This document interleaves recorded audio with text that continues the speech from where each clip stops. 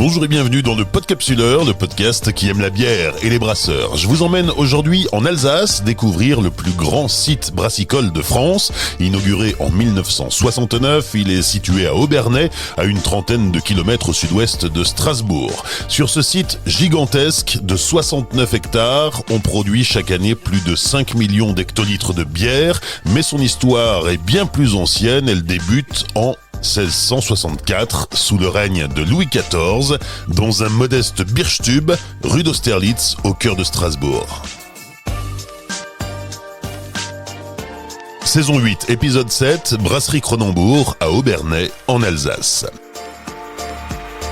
Cet épisode du Podcapsuleur vous est proposé dans le cadre d'un partenariat avec Brasserie Cronenbourg. Bonjour Olivier, Céline Nicora, représentante de Brasserie Cronenbourg en Alsace. Céline, on se retrouve ici en terrasse, sous un petit rayon de soleil printanier. Nous sommes au Canon. Le Canon, c'est cet établissement qui est le berceau de Brasserie Cronenbourg, puisque c'est ici, en 1664, la date est importante, que Jérôme Hatt brasse sa première bière. Alors tout à fait, Jérôme Hatt s'installe ici au Canon, dans ce lieu chargé d'histoire.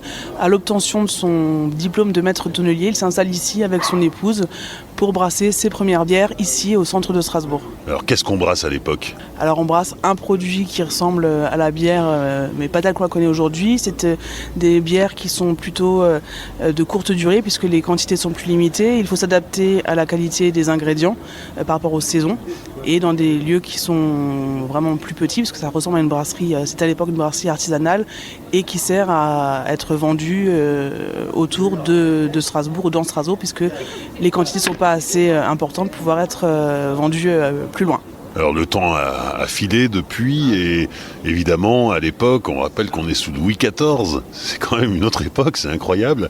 On n'a pas le frein industriel, on n'a pas les équipements modernes d'aujourd'hui évidemment, on brasse un peu comme on peut et finalement c'est là que démarre l'histoire de Brasserie Cronenbourg. Alors ici c'est la première étape, mais ensuite la brasserie va se déplacer, va déménager. Elle s'appelait probablement pas Cronenbourg à l'époque, peut-être Brasserie Hatt du nom de son fondateur. C'était très courant d'avoir le nom de la famille accolé au nom de la brasserie. Quelle est la suite de l'histoire ? Alors Jérôme Hatt va brasser ici jusqu'à... Sa descendance va continuer à brasser ici au Canon. Et en 1850, face au développement de la brasserie, il choisit de trouver un autre endroit pour créer une nouvelle brasserie, notamment par rapport à l'endroit géographique. On est près de l'île ici, qui était souvent inondée, il y avait souvent des crues. Et pour mettre sa production en péril, il a déménagé sur le quartier de Cronenbourg pour s'éloigner des inondations, mais aussi pour agrandir sa brasserie, pouvoir se développer encore plus. Donc c'est en 1850 que la brasserie de Cronenbourg, comme on l'a connue, mais Cronenbourg, en quartier de Cronenbourg avec un C, va s'ouvrir en 1850. Et pourtant, on écrit Cronenbourg avec un K. Alors tout à fait, et pourquoi on écrit Cronenbourg avec un K ? Parce qu'à l'époque on voulait germaniser le nom de la bière, parce qu'il y avait les bières allemandes qui étaient un gage de qualité, et on a voulu pour des questions, alors à l'époque le mot n'existait pas, mais pour des questions marketing, on a appelé cette brasserie la brasserie de Cronenbourg avec un K. Et cet établissement, le Canon, existe toujours depuis, c'est toujours un restaurant-brasserie, mais qui reste intimement lié à Brasserie Cronenbourg, malgré le temps. Ça reste un restaurant donc client Brasserie Cronenbourg qui propose nos produits. Il y a plusieurs becs à la pression qui proposent la gamme Brasserie Cronenbourg. Vous y trouverez également une partie du patrimoine à l'intérieur. On y trouve qui trône à l'étage le Gambrinus, symbole de la bière, qui vient de l'histoire de la brasserie, puisque ce Gambrinus était historiquement placé à Strasbourg-Cronenbourg et aujourd'hui, depuis quelques années, est ici au Canon. Un autre avantage du déménagement dans le quartier de Cronenbourg, où la bière continuera d'être brassée jusqu'en 2000, c'est que déjà on se rattache au chemin de fer, et on le verra un petit peu plus loin dans l'histoire de ce podcast. Le chemin de fer joue un rôle important dans le développement de la brasserie. Alors tout à fait, le chemin de fer était présent au niveau du quartier de la Rotonde, donc qui est juste avant Cronenbourg. Aujourd'hui on y trouve le tram, mais il y avait le train qui était déjà utilisé par nos prédécesseurs pour transporter nos bières. Bon, on va prendre la route, Céline, et tu nous emmènes à Obernai, où là on rentre dans une autre dimension. Exactement, c'est important de le souligner. Brasserie Cronenbourg aussi a été une brasserie artisanale, mais qui aujourd'hui a 362 ans et qu'effectivement elle a évolué au fil des années. Mais on a commencé nous aussi comme petits brasseurs ici au centre de Strasbourg et c'est l'évolution des années qui a fait qu'aujourd'hui nous avons une grande brasserie qui s'appelle Brasserie Cronenbourg et qui offre de nombreuses bières. Mais l'histoire au démarrage est la même que toutes les micro-brasseries qu'on peut rencontrer aujourd'hui. Nous arrivons à Obernai où nous accueille Shelby Ritrovato, responsable des visites de la plus grande brasserie de France. C'est ça, on est la plus grande brasserie de France avec 69 hectares de terrain et en production plus de 5 millions d'hectolitres de bière par an. Donc ça veut dire une bière sur 4 consommée en France vient d'Obernai. En France, c'est environ 1 millier de personnes qui travaillent pour Brasserie Cronenbourg. On est 1000 salariés en tout, dont 600 personnes sur le site Obernai. Après, nous avons un site à Paris, à Boulogne-Billancourt, tout ce qui est marketing commercial, et après le force de vente qui couvre tout le territoire. Quand on aperçoit la brasserie, évidemment, on la voit d'assez loin sur la route, on est impressionné par ces immenses fermenteurs qui s'élèvent jusqu'au ciel. Il y a une capacité de production qui est assez monstrueuse. Oui, aujourd'hui, on est un peu plus de 5 millions d'hectolitres de bière par an. Et avec des grands tanks de fermentation, on a 10 000 hectolitres de bière par tank. On brasse ici jour et nuit. De lundi au vendredi, sauf quand on est en période 7-7, samedi dimanche, en 3-8. Et pour produire combien de recettes de bières différentes? On a plusieurs recettes avec toute notre gamme, tous nos produits. Il y a des extensions de gamme, donc on a pas mal de recettes dans notre portefeuille. Avec l'emblématique 1664. Oui, c'est notre marque star, produit ici à Obernai, qui est également une jolie renommée à l'étranger. Oui, parce qu'elle est produite ici à Obernai pour le marché français, mais aussi dans d'autres brasseries du groupe Carlsberg à l'étranger. Tout à fait. Par exemple, en Carlsberg Chine, on va brasser pour un marché en Asie où la 1664 est connue comme une marque star haut de gamme. Et qu'est-ce qui fait qu'elle ait cette renommée à l'international ? La marque 1664 est vraiment liée tout ce qui est élégance à la française avec de renommée de la France. Donc c'est une marque de luxe, surtout en Asie où on est très friand de tout ce qui est français. Il y a eu par le passé jusqu'à 4 sites de production pour Cronenbourg en France. Alors bien sûr, le Cronenbourg de Strasbourg, et puis en parallèle celui d'Obernai qui arrivait à ce moment-là. Et puis il y a eu aussi les brasseries de Champignol, et puis la brasserie de Cronenbourg à Rennes. Aujourd'hui, toute l'activité est regroupée sur un seul et même site. Tout à fait. Donc maintenant, on a un seul site de production à Obernai, qui était construit en 1969, mais avant, on avait 4 sites de production, maintenant un seul site, tout regroupé ici à Obernai. Et alors, quand il s'agit de déménager une brasserie, c'est toujours un casse-tête, mais alors pourquoi avoir choisi Obernai ? À l'époque, en 69, on avait déjà des productions à Strasbourg, dans le quartier Cronenbourg avec un C, et aussi d'autres sites, et on avait besoin de plus de place pour la production. Donc on a choisi Obernai pour plusieurs raisons. Déjà, le maire de l'époque était très favorable à l'installation de Cronenbourg à Obernai, et aussi à Obernai à la vraie proximité avec toutes les matières premières. Donc on a l'eau avec nos propres puits côté de la brasserie, le malt qui vient de autour de la brasserie, le houblon, une grande partie qui vient de l'Alsace, et après des souches mères de levure qui sont stockées sur site. La raison pour laquelle on a choisi Obernai pour mettre la brasserie en 1969, c'est qu'on a accès direct au réseau SNCF. Et depuis 1969, on utilise des trains pour transporter nos produits finis vers nos clients en France. Shelby, on a dit que c'était Jérôme Hatt qui avait créé la brasserie en 1664. C'est un autre Jérôme Hatt, bien des années après, en 1970, qui va transmettre la brasserie en s'associant d'abord au groupe BSN, Boussois-Souchon, Nevezel, puis ensuite il y aura le groupe Danone, Scottish & Newcastle, et en 2008, le groupe Carlsberg. Là, la brasserie entre vraiment dans une autre dimension. Oui, donc effectivement, la période de transition, les années 70, et avec la construction de la brasserie à Obernai, la famille Hatt qui se retire de brasserie Cronenbourg, mais malgré tout, on reste quand même une entreprise familiale dans l'esprit, et même entre nous, on s'appelle Cronenbourgeois.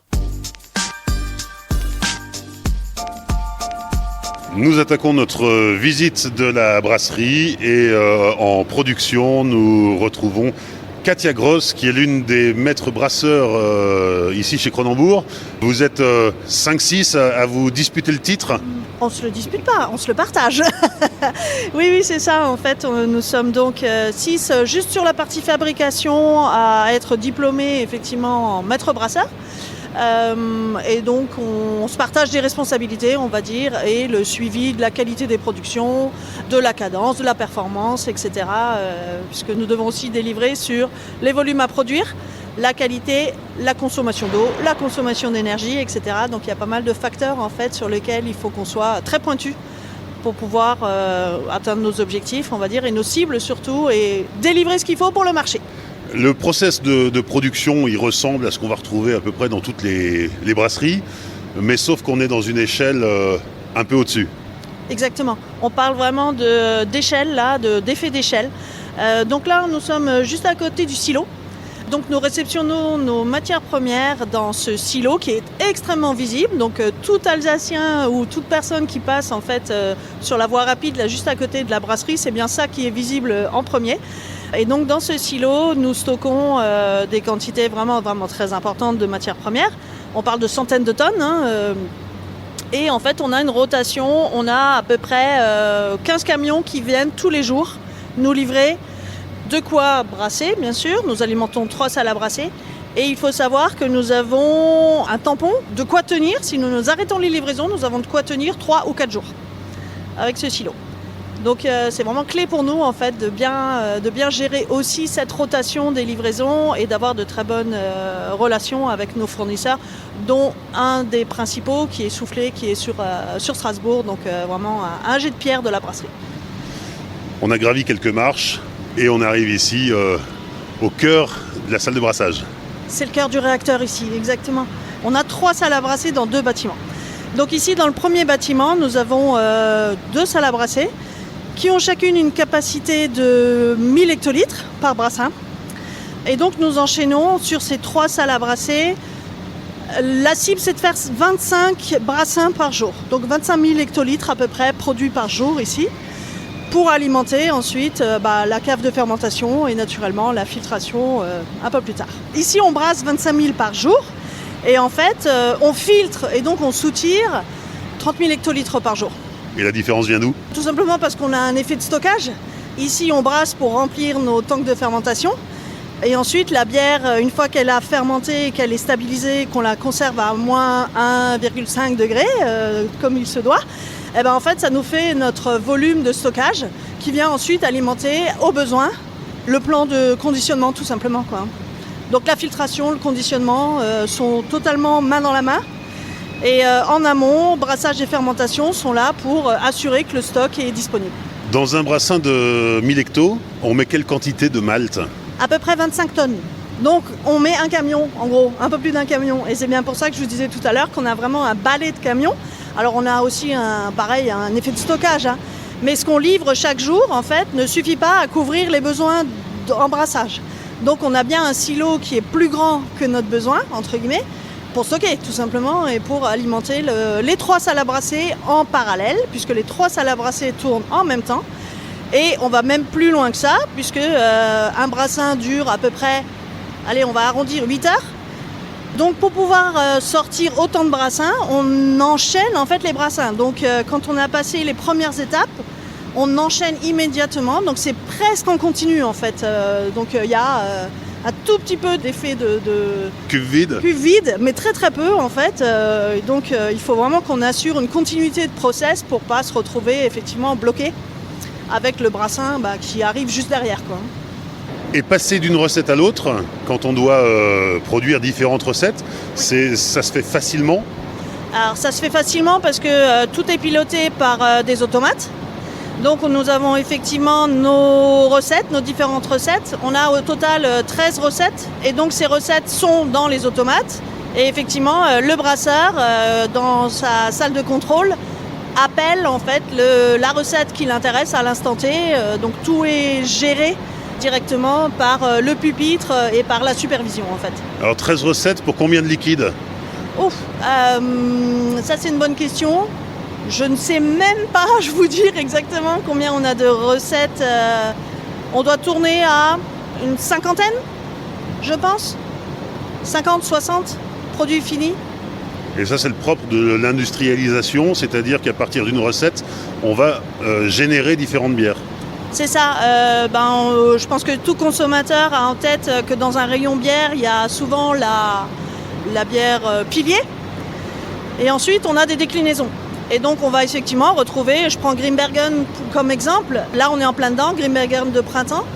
Donc, on a les Grimm rouges, les Grimm Creek, la Grimm blonde, la Grimm ambrée, etc.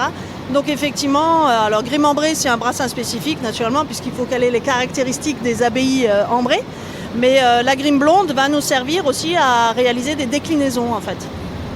Et l'autre spécificité dans la production, c'est qu'ici, on brasse en haute densité. Oui, exactement. On va partir d'une densité qui peut tourner à entre 17 et 20 plateaux.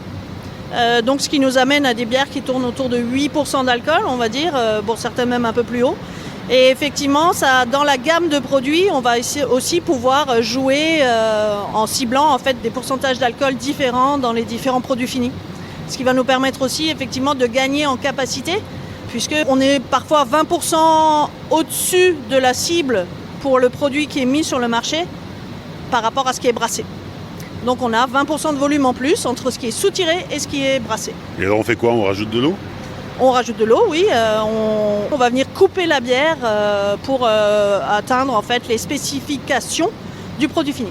Et ça permet d'être pile poil au bon taux d'alcool. Oui, c'est aussi un moyen de piloter de façon très très fine les cibles dans les produits finis, que ce soit de l'alcool, que ce soit de l'amertume, que ce soit de la couleur. On a également des possibilités en fait d'ajuster. Après, au stade de la filtration, en fait, on va venir ajuster les produits pour qu'ils soient parfaitement dans les critères, on va dire, qui sont définis pour le produit fini. Katia, on a parlé de la valse des camions qui viennent chaque jour, plusieurs fois par jour, livrer le malt pour remplir le silo. Les autres matières premières, évidemment le houblon, la levure, est-ce que tu peux nous en dire quelques mots? Côté houblon, ici, ce qu'on met en œuvre, donc, ce sont des extraits naturels de houblon, ce qu'on appelle des extraits CO2. Donc c'est le houblon, matière brute, qui est concentrée directement par les producteurs de houblon. Ils font ça sur site. Ce qui nous permet en fait de travailler avec une version concentrée, puisque ce serait impossible en fait de stocker et de manipuler cette quantité énorme de houblon sous forme de pellets, qui nous permettrait de produire nos volumes. Et donc on est bien sur cette matière première qui ressemble à du miel, on peut faire cette similitude.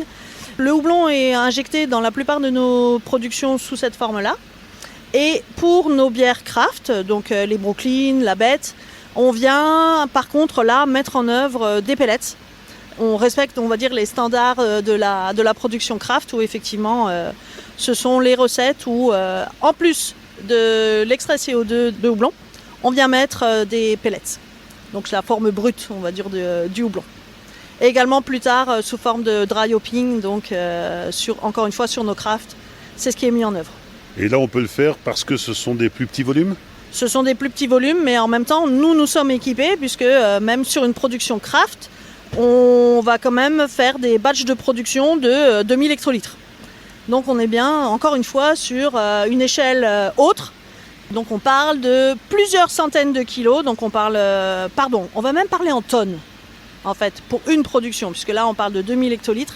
Donc on est bien, en fait, pour certaines productions sur de l'ordre de la tonne de pellets qu'il faut ajouter en dry hopping uniquement. Hein. Donc après, il y a encore le point d'injection en salle à brasser, etc. quoi. Donc voilà. Sur la gestion des pellets, c'est encore une fois une échelle plutôt incroyable. Et la levure? La levure, donc nous avons des levains spécifiques pour chacune de nos productions.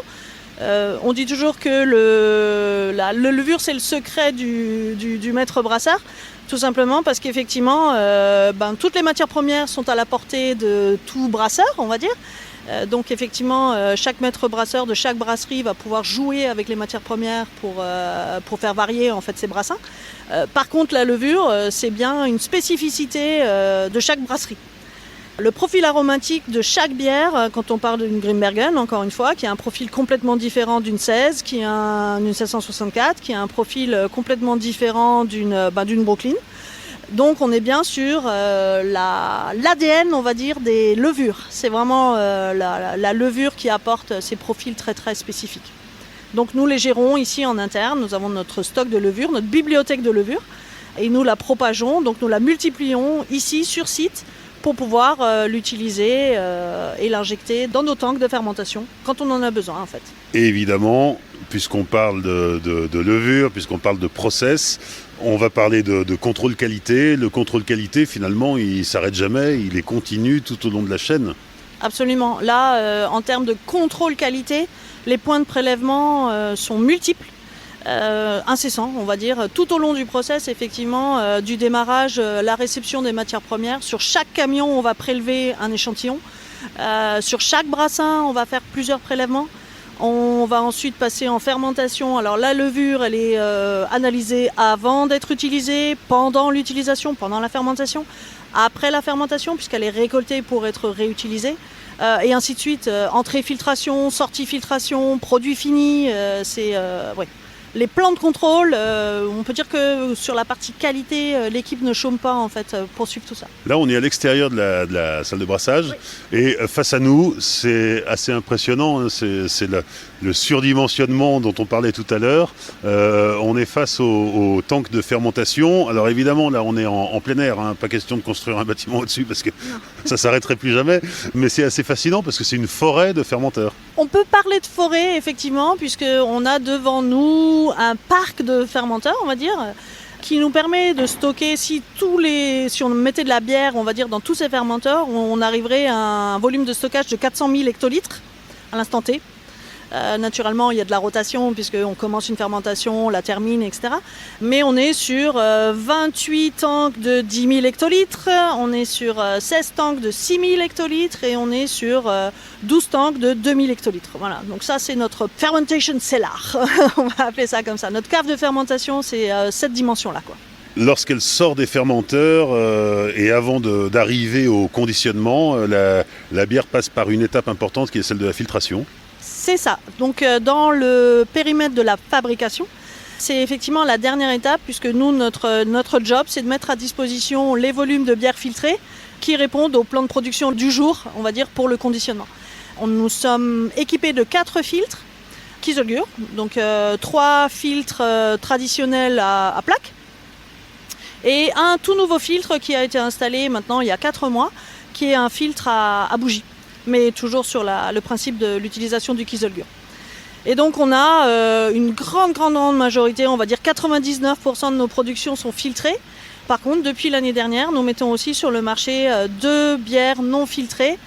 Ce sont les blanches et la Brooklyn Pulp Art, qui est un peu la pépite à l'heure actuelle de notre portefeuille, et là une bière craft non filtrée.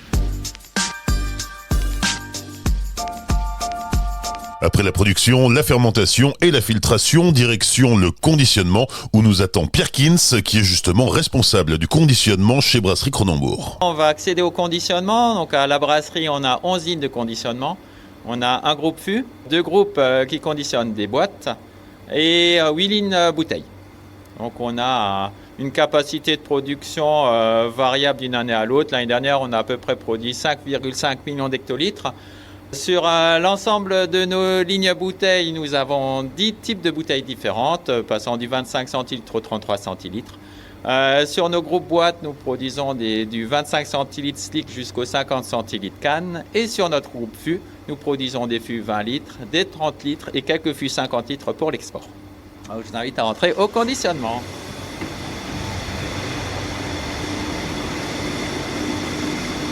Le conditionnement qui est à peu près sur une longueur, un bâtiment qui fait environ 500 mètres de long.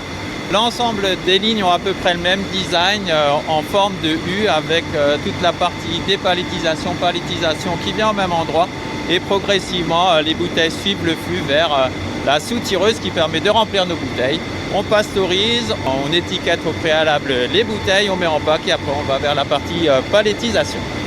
Le dernier groupe qu'on a mis en service il y a maintenant un peu plus de 2 ans, le groupe 53 qui se nomme ainsi. On fait essentiellement de la 1664 en format bouteille 25 centilitres. On a une cadence nominale de la ligne à 60 000 bouteilles heure, avec différents packs qu'on produit sur cette ligne. On va du pack de 6 jusqu'au pack de 28. Voilà, donc là on vient de se laver les mains, enfiler une charlotte, on a nos équipements de protection, les chaussures de sécurité, le gilet jaune, il ne peut plus rien nous arriver. Tout à fait, c'est extrêmement important pour nous que les collaborateurs respectent bien le port des EPI. C'est pour leur protection, donc effectivement le port des lunettes est obligatoire au conditionnement. Il y a risque de projection de verre, donc extrêmement important de se protéger les yeux. Les chaussures de sécurité, forcément, on est en milieu industriel.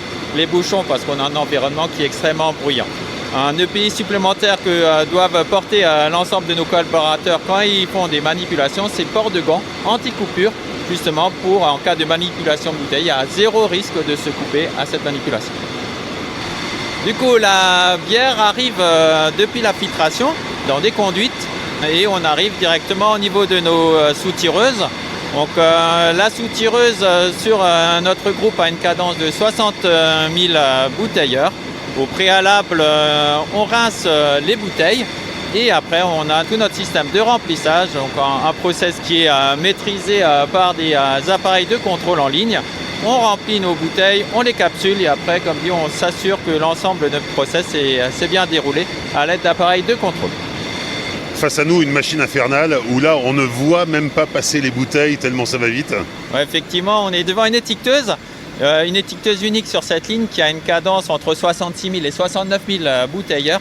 Donc on a toujours une survitesse qui nous permet d'absorber vraiment le flux des bouteilles venant du pasteurisateur. Donc entre l'étape d'étiquetage et de sous-tirage, on a un pasteurisateur qui permet de prolonger la durée de vie de nos produits. Donc une survitesse à 66 voire 69 000 bouteilles heure. Et effectivement, comme tu dis, c'est une vitesse qui est assez impressionnante.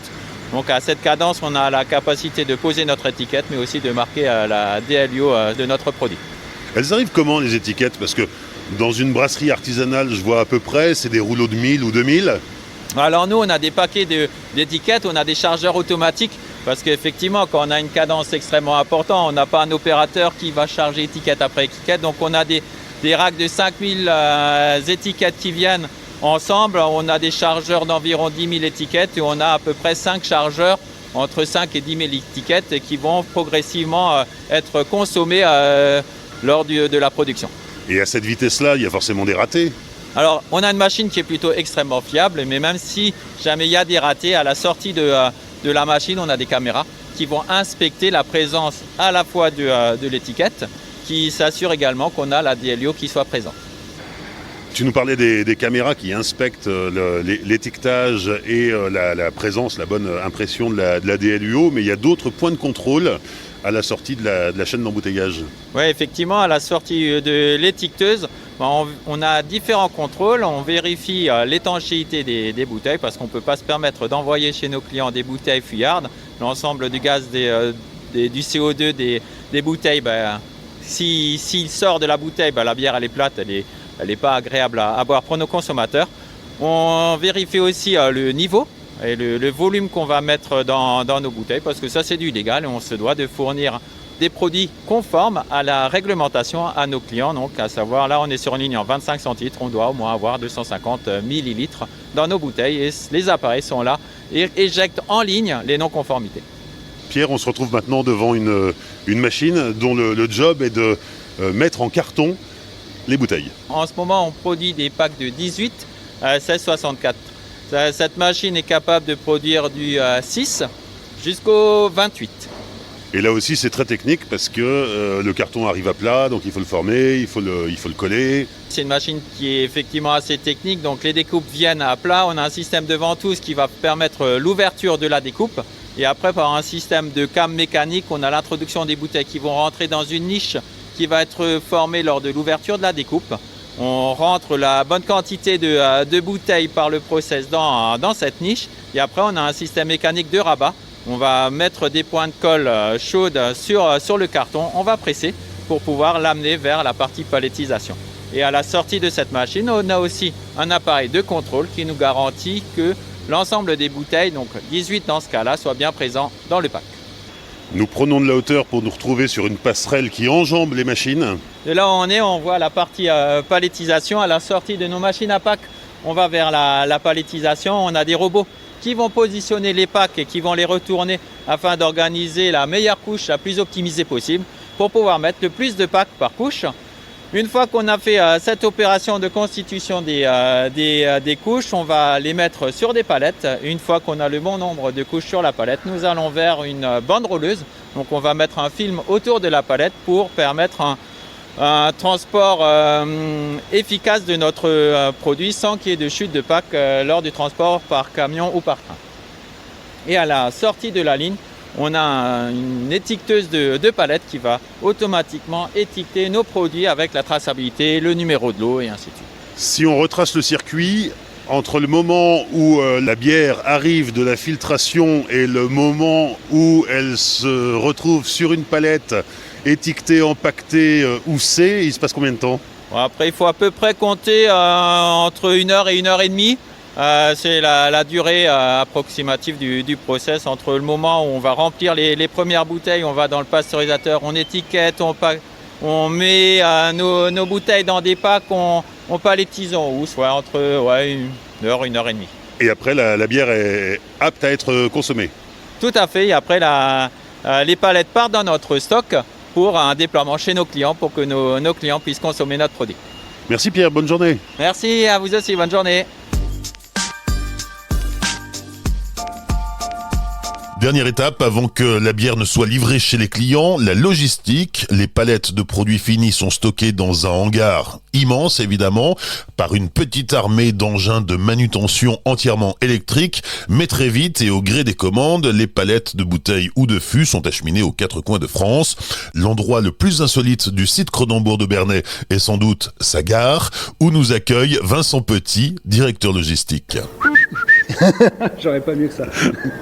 Bienvenue à la gare Cronenbourg de Bernay. Qu'est-ce qui se passe ici, Vincent ?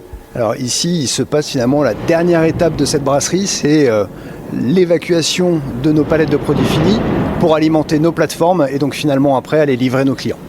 Et la spécificité du site, comme on disait avant, c'est l'activité, le volume. Et ce volume-là fait que notre système actuel avec un plan train important fonctionne.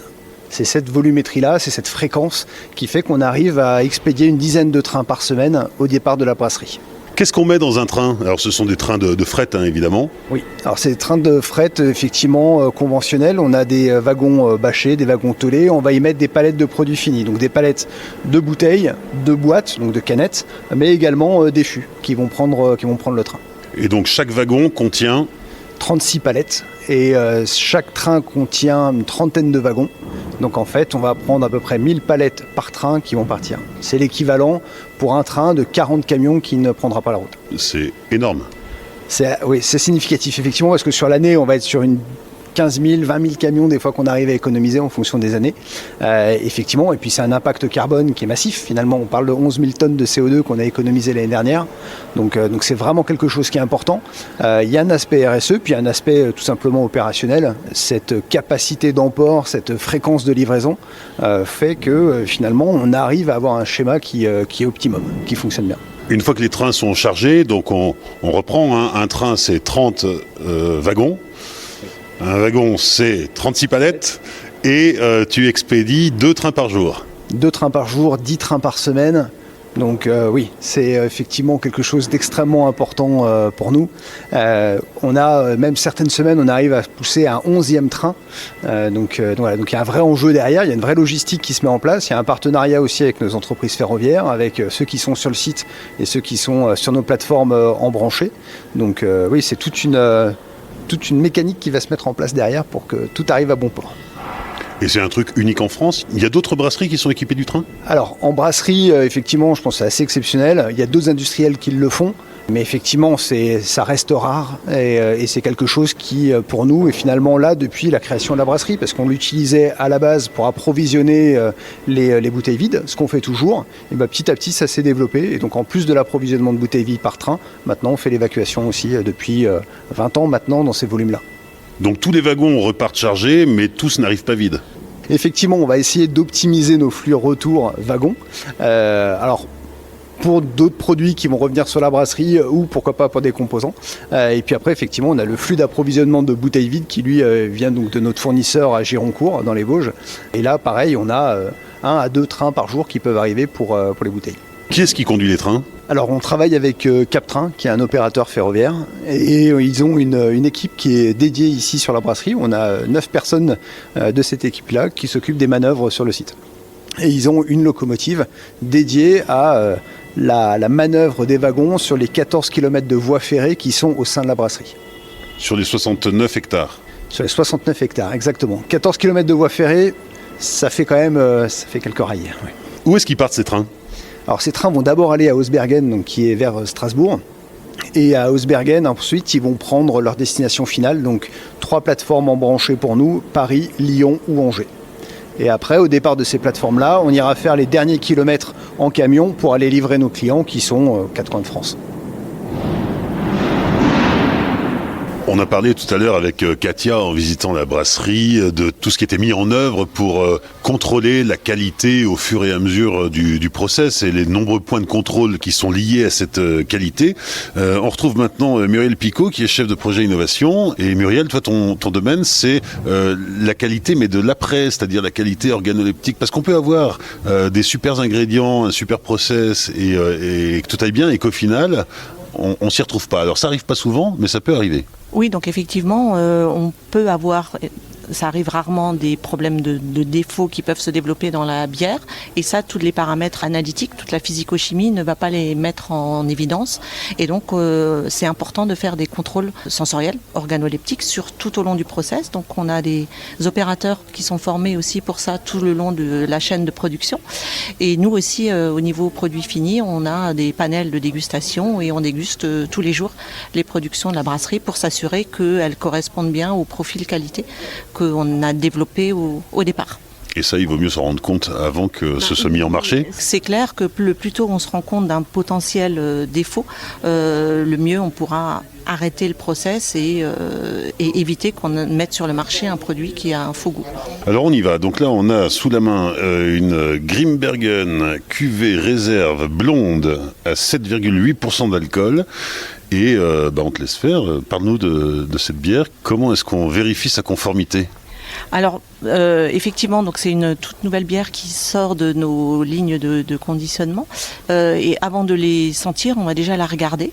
Donc, même si on a aussi des mesures analytiques pour ça, mais on va s'assurer que la bière est parfaitement limpide et brillante, et donc qu'on n'a pas eu de soucis au niveau de la filtration, que notre mousse, elle est bien blanche et bien dense et crémeuse comme elle devrait. Et ensuite seulement, on commence à sentir. Et donc là, en mettant le nez sur notre bière, on va déjà s'assurer qu'il n'y a pas de gros défauts apparents et qu'ensuite elle correspond bien au profil attendu, c'est-à-dire là on cherche des notes un peu houblonnées, mais aussi des notes de fruits macérés et des épices, qui est un peu l'ADN de Grimbergen. Et après, une fois qu'on a senti seulement, et que là tout semble ok, on va quand même aussi prendre une gorgée en bouche. Donc je prends une gorgée et là je m'assure aussi que ce que j'ai perçu au niveau des arômes au nez, je retrouve ça en bouche aussi, que j'en ai pas des nouveaux qui apparaissent, que mon amertume ne devient pas âcre en fin de bouche, parce que ça c'est aussi un point important, qu'il n'y a pas une acidité qui ne devrait pas l'être. Donc on essaye de s'assurer que le produit est vraiment conforme en tout point, aussi bien en aspect, au nez, enfin tout au long de la dégustation. Et là, au pied levé, c'est conforme ? Oui, c'est tout à fait conforme au produit tel que ça devrait l'être, c'est tout à fait parfait. Et alors si ça ne l'était pas ? Alors si ça ne l'était pas, là on fait une enquête pour se dire, en fonction du problème qui a pu être détecté, qu'est-ce qui s'est passé, et on va essayer de chercher la cause pour éviter que ça ne se reproduise une fois d'après. Donc là, on réunit tous les experts au niveau process pour essayer de comprendre pourquoi on a ce défaut et éviter que ça se reproduise. Dans une année, ça arrive combien de fois qu'on se dise, tiens, là on a un problème ? C'est très rare. Honnêtement, c'est très rare. Je ne pourrais pas dire combien de fois, mais c'est très rare. Et ça peut être des légers problèmes qu'on détecte en cours de process et qu'on peut réajuster en cours de process. Oui, parce que le consommateur, il faut que sa Grimbergen cuvée réserve blonde à 7-8 d'alcool, elle soit toujours la même. Alors il ne la connaît pas encore, elle va arriver bientôt, mais il va s'y habituer et il reviendra en chercher. C'est ça en fait, on va dire notre savoir-faire aussi, c'est de garantir que toutes les productions qui sortent de la brasserie sont toujours conformes au profil à la fois analytique, organoleptique de notre bière pour que le consommateur s'y retrouve à chaque fois. Donc on a cette rigueur et ce besoin de répondre aux attentes du consommateur qui, lui, ne nous loupera pas. Il est fidèle à nos produits, il connaît parfaitement le goût de nos produits. Donc le jour où il peut y avoir un défaut, il sera sensible et il pourra le détecter. Et donc c'est quelque chose qu'on veut éviter. Et donc c'est pour ça qu'on met en place des contrôles vraiment à tous les niveaux du process. On a vu qu'il y avait tout un tas de contrôles au microscope, des analyses, des trucs électroniques et des machins, mais finalement c'est l'humain qui a le dernier mot. Oui, et heureusement. J'allais dire, effectivement, on n'a pas encore de machine qui va pouvoir remplacer notre palais. Et on va dire, c'est complémentaire. Donc les analyses toutes les mesures chimiques, physico-chimiques, c'est important. Mais le dernier mot, c'est quand même l'humain, l'expert, qui va, lui, en fait, résumer toute la perception, toutes les analyses, il va les regrouper dans ses perceptions sensorielles et c'est lui qui va pouvoir déterminer le goût parfait du produit et s'assurer qu'effectivement il est conforme à ce qu'on recherche. Tu nous disais qu'on avait des dégustations quotidiennes. Tout ce qui sort de la brasserie est goûté ? Alors effectivement, on a plusieurs panels de dégustation à la brasserie pour justement être garant de la qualité de nos produits. Donc il y a à la fois un panel de dégustation au sein de la brasserie qui déguste tous les jours. On a la chance d'avoir le centre de développement aussi sur le site où là aussi on a des panels de dégustation où on goûte aussi toutes les productions, tous nos essais qu'on fait de nouvelles bières, futures nouvelles bières. Donc on a effectivement des différents panels. On a un panel de gens de l'extérieur qui viennent aussi une fois par semaine. Donc on met vraiment, on va dire, tous les moyens de notre côté en fait pour s'assurer qu'il n'y a pas de produit qui puisse passer entre les mailles du filet, on va dire, et que tout ce qui sort est parfait. Nous venons de visiter dans ce podcast un site industriel assez unique en France. À l'heure où l'on parle de plus en plus de responsabilité environnementale des entreprises, on se rend compte que Brasserie Cronenbourg a été précurseur, notamment avec le train, mais d'autres chantiers ont été menés pour réduire l'empreinte carbone de l'entreprise. Franck Charnet est le responsable développement durable de Brasserie Cronenbourg. La façon d'aborder ce sujet de la RSE, pour nous, c'est agir aujourd'hui pour demain. Prendre des décisions aujourd'hui, prendre des actions aujourd'hui pour faire en sorte que demain, dans 10 ans, 20 ans, cette brasserie, elle puisse toujours continuer à opérer, à produire de la bière et notre entreprise à vendre de la bière. Et c'est ça qui nous motive aujourd'hui. Et c'est comme ça qu'on l'aborde. Ensuite, on a, je dirais, 4 piliers. On a 2 piliers autour des ressources. Donc les ressources, on a des ressources qui viennent peser sur notre empreinte carbone. Je pense à l'énergie que l'on consomme, à nos matières premières, à nos packaging, à nos transports. La deuxième ressource ou les deuxièmes ressources que l'on va travailler, c'est celles qui sont en lien avec la nature. Donc c'est nos matières premières agricoles et c'est l'eau. Et puis les 2 autres piliers, ils sont plus sociétaux. On va agir pour nos collaborateurs, en particulier en termes de santé et de sécurité au travail. Et puis on va agir également auprès de la société. Et auprès de la société, c'est toutes les actions que l'on peut mener en termes de consommation responsable d'alcool. Et puis également les actions portées par la Fondation des Brasseries Cronenbourg. Quand on parle de ressources, on parle notamment de ce qu'a fait Brasserie Cronenbourg autour de 1664 avec une orge responsable tracée du champ au verre. Effectivement, je pense que c'est l'action qui est la plus connue, la plus médiatisée, celle qui a énormément de sens. Donc on a effectivement développé la première filière d'orge responsable tracée pour la 1664 blonde. Donc en 2026, 100% de notre 1664 blonde est brassée à partir de malt d'orge responsable. Ça veut dire quoi? Ça veut dire qu'on a développé un cahier des charges spécifique avec notre partenaire Soufflet Malt et Soufflet Agriculture.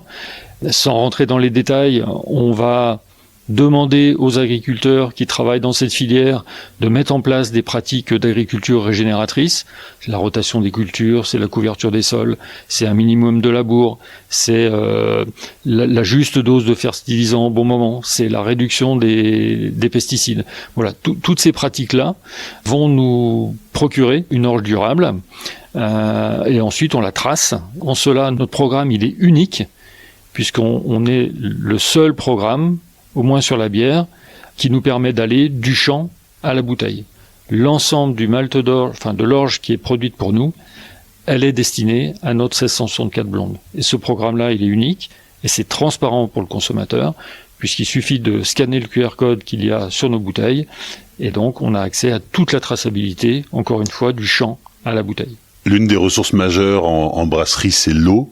Là aussi, les brasseurs courent après les litres économisés en termes de versus le litre de bière produit fini. Où est-ce qu'on en est aujourd'hui chez Brasserie Cronenbourg ? Nous ne sommes pas au niveau où nous aimerions être, donc on a beaucoup progressé sur ces dernières années. Alors évidemment, depuis le début de la brasserie, on a divisé nos ratios par 3. Aujourd'hui, on est à un plafond, donc il faut qu'on trouve d'autres moyens pour progresser significativement. Une fois qu'on a épuisé la stratégie 3R, réduire, réutiliser, recycler, là on est un petit peu au bout de toutes nos actions, on a récupéré toutes les gouttes d'eau que l'on pouvait récupérer. Maintenant, la prochaine grosse étape, ça va être de réutiliser l'eau sortie station d'épuration. Donc le législateur le permet maintenant depuis 2 ans. Ça nécessite évidemment de transformer nos installations, mais ça va être le prochain grand chantier pour aller chercher une amélioration de nos ratios.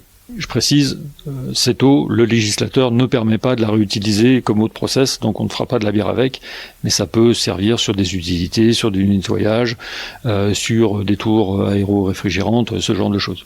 Pour boucler la boucle et terminer de parler des ingrédients en brasserie, le houblon, là aussi, Brasserie Cronenbourg est investie dans différents projets, dans différents pilotes pour envisager l'avenir. Alors non seulement nous sommes investis, mais nous avons investi. Nous avons investi plus de 600 000 € ces 5 dernières années pour un houblon qui est crucial pour nous, c'est le Strieselspalt alsacien, qui fait la signature aromatique de 1664. Et donc nous avons contribué à financer une étude menée par le lycée agricole d'Aubernais avec 7 houblonniers alsaciens volontaires. Et cette étude, elle a permis de définir quelles pouvaient être les pratiques agroécologiques pour le houblon en Alsace. Et donc ça, en ayant bien sûr en arrière-plan l'évolution climatique et ce genre de changement. Donc ça, c'est une première étude. Nous avons aussi participé à la houblonnière de rupture qui a été construite ici à Aubernais par le lycée agricole. Et là aussi, c'est tester, expérimenter de nouvelles configurations de houblonnières au service d'un houblon plus résilient. Et enfin, nous avons participé également à la sélection variétale menée par le comptoir agricole. Et cette sélection variétale, à chaque fois qu'on a une nouvelle variété de houblon possible, eh bien, on va tester ses capacités brassicoles. Et donc, nous avons assumé cette partie-là. Ces différents leviers qui ont été activés contribuent à la réduction globale de l'empreinte carbone de l'entreprise ? Alors oui, l'agriculture contribue à notre empreinte carbone, mais seulement à hauteur d'une 20aine de %. Donc ces programmes-là, ces programmes autour de l'agriculture, ont un impact carbone, mais avant tout, ce que l'on recherche, nous, c'est une agriculture régénérative, donc c'est principalement la santé des sols. C'est ça qui nous guide sur la partie agricole de notre programme développement durable. Donc pour la partie carbone, plus de 60% de notre empreinte est liée au packaging. Et dans les packaging, le plus gros émetteur, c'est la petite bouteille en verre à usage unique, qui fait globalement 80% du marché de la GMS en France. Et donc c'est là-dessus qu'il faut travailler pour réellement décarboner. Et donc là, il y a plusieurs leviers. Le premier, c'est de travailler avec nos fournisseurs de verre, qui eux-mêmes mettent en place des nouvelles technologies de four, comme il en a démarré un début 2025 à Gironcourt chez notre principal fournisseur. Ça peut être de l'allègement, ça peut être également un transfert de la petite bouteille en verre à usage unique vers soit de la boîte alu, qui globalement émet 40% de moins que du verre à usage unique, soit vers du réemploi, et on participe à un certain nombre d'expérimentations autour du réemploi. Donc le principal levier pour décarboner, c'est le packaging. Le réemploi, on en entend beaucoup parler parce que ça revient en France et même en Europe. C'est quelque chose qui est accessible pour une brasserie comme Cronenbourg, qui a quand même ses propres bouteilles, des bouteilles propriétaires. Est-ce qu'on va s'y retrouver au final, ou est-ce que ça va être compliqué ? Oui, c'est complexe, mais je pense que la première des complexités, c'est de convaincre à nouveau le client français, le consommateur français, de l'intérêt qu'il a à passer au réemploi. Et pour moi, c'est ça la vraie difficulté. Aujourd'hui, toutes les expérimentations qu'on mène, on a cité Reuse, mais on travaille aussi avec Loupé Carrefour, on travaille aussi avec le Fourgon. La difficulté, c'est ça, c'est comment convaincre le consommateur de changer ses habitudes. Il est là l'enjeu. Après, les conséquences industrielles, on y arrivera toujours. Mais l'enjeu, c'est d'aller chercher le conso. Et ça, aujourd'hui, c'est le plus difficile. Alors tu nous disais, Franck, en introduction, agir aujourd'hui pour demain. Demain, c'est quand ? Eh bien, demain, c'est 2032, puisque le groupe Carlsberg auquel on appartient a pris des engagements publics de trajectoire de décarbonation. Donc en 2032, on doit avoir réduit notre empreinte carbone d'un peu plus de 30% par rapport à 2022. Et l'autre engagement public, c'est qu'en 2040, on soit neutre en carbone à l'échelle du groupe. Donc ce que le groupe a annoncé, il faudra que localement on le tienne également.